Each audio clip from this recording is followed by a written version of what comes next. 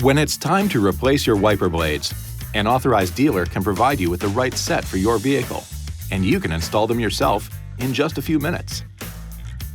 To remove a windshield wiper blade, first raise it off the glass by lifting the wiper arm to the full up position. Next, flip up the locking tab to disengage it and tilt the lower end of the blade away from the arm.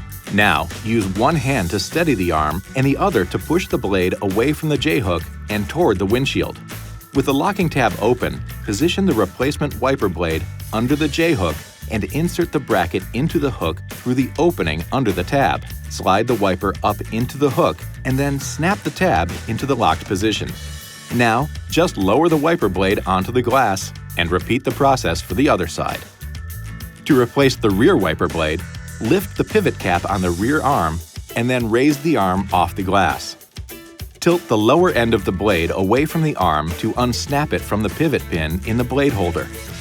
Install the replacement wiper blade's pivot pin into the blade holder and press the blade until it snaps into place.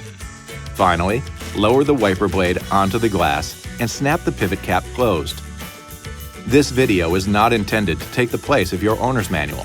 For complete details and other important safety information, please see your owner's information.